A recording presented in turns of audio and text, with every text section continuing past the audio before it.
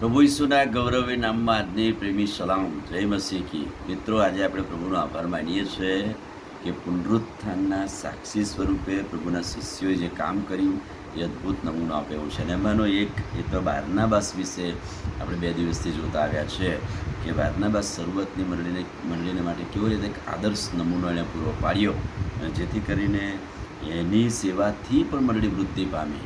કેવળ શિષ્યોએ ભાષણ કર્યું અને બાપ્તિસ્મા આપ્યા, ચમત્કાર થાય એટલું જ નહીં, પણ આવી વ્યક્તિઓ દ્વારા, આવા સામાન્ય લેમેન દ્વારા પણ મંડળીમાં ચમત્કારો થયા કે મંડળી વૃદ્ધિ પામી.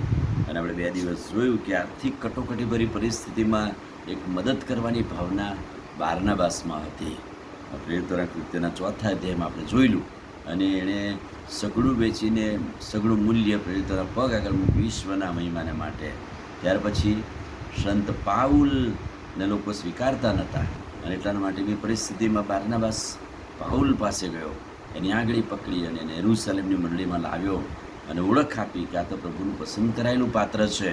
અને કદી એણે કોઈ એવી ક્રેડિટ કે માન લીધું નહીં, પણ એણે કેવળ બીજાને ઉત્તેજન આપનારી સેવા કરી. આજે આગળ બીજી વાતો આપણે જોઈશું. પ્રેરિતોના કૃત્યો 11મો અધ્યાય અને તેના 22મા વચનથી કે છે કે યરુશલેમની મંડળીને કાને જે વાતો આવી, એટલે શું કે સ્ટીફનના મરણ પછી જે મંડળી પર સતાવણીઓ થઈને બધા વિખેરાઈ ગયા, પણ કેટલાક લોકો અંત્યોક તરફ આવ્યા અને ત્યાં આવીને તેઓ જુદી રીતે જોડાયા.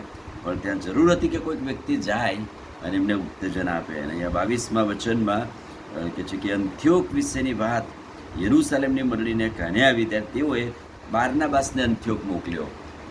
મંડળીને એવું લાગ્યું, યરુશલેમની મંડળીને, કે બારનાબાસ જશે તો બહુ સારું રહેશે, અને એટલે એની પર ભરોસો વિશ્વાસ મૂકી અને બારનાબાસની પસંદગી કરવામાં આવી.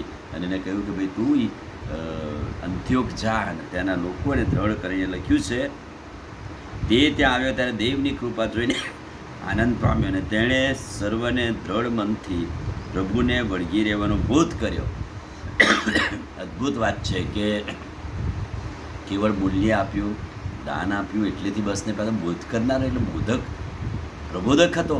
એણે કહે છે કે બોધ કર્યો અને પ્રભુના વચનથી લોકોને ઉત્તેજન આપ્યું. 24મું વચન બાઇબલ એના વિશે કેવી સરસ સાક્ષી આપે છે, કેમ કે તે સારો માણસ હતો અને પવિત્ર આત્મા અને વિશ્વાસથી ભરપૂર હતો. સારો માણસ હતો, પવિત્ર આત્માથી ભરપૂર હતો, બાઇબલ જાણતો હતો, પ્રભુનું વચન જાણતો હતો, સઘળું મૂલ્ય દેવની આગળ લાવીને મૂક્યું, નાણાકીય રીતે પણ સદ્ધર હતો.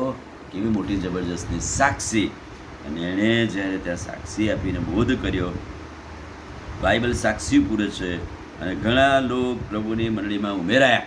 કેવળ શિષ્યોએ ચમત્કારો કર્યા, બોધ કર્યા એમ જ નહીં, પણ એક આવા સામાન્ય લેમેનની સાક્ષીથી મંડળીમાં લોકો ઉમેરાયા. આ બહુ અદ્ભુત ઉત્તેજન આપે એવી બાબત છે.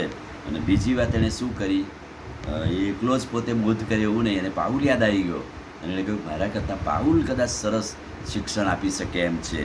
તો 24-25મા વચનમાં બારનાબાસ સાઉલની શોધ કરવા છેક તાર્સસ ગયો, એના ગામ ગયો અને એને શોધી કાઢ્યો અને એને લઈ આવ્યો, અંત્યોક લાવ્યો, તેડી લાવ્યો, અને આખું વર્ષ મંડળીની સાથે રહીને લોકોને બોધ કર્યો. શિષ્યો પ્રથમ અંત્યોકમાં ખ્રિસ્તી કહેવાયા. એવી અદ્ભુત વાત. કેવળ હું જ ભાષણ કરું, હું જ બધું કરી દઉં એમ નહીં, પણ એ પાઉલને તેડી લાવ્યો, પાઉલને ઉત્તેજન આપ્યું કે તું ભાષણ કર, શિક્ષણ આપ. અને બેના એક આખું વરસ સાથે રહ્યા, 2 સેવકો સાથે આખું વરસ રહે અને મંડળીને ઉત્તેજન આપે. કેટલી મોટી વાત કહેવાય. અને એમના વર્તનથી, વ્યવહારથી મંડળી તો વૃદ્ધિ પામી, પણ અંત્યોકમાં પ્રથમ ખ્રિસ્તી નામ મળ્યું. આ વચનને માટે આપણે પ્રભુનો આભાર માનીએ છીએ. બારનાબાસના જીવનને માટે પ્રભુનો આપણે આભાર માનીએ છીએ. આમીન. પ્રાર્થના કરીએ. ભલા પ્રભુ, આજે સવારે તમારા અદ્ભુત ને પવિત્ર વચનને માટે આભાર. વચનના પ્રકાશમાં અમને દોરો. આજનો દિવસ આશીર્વાદિત કરો.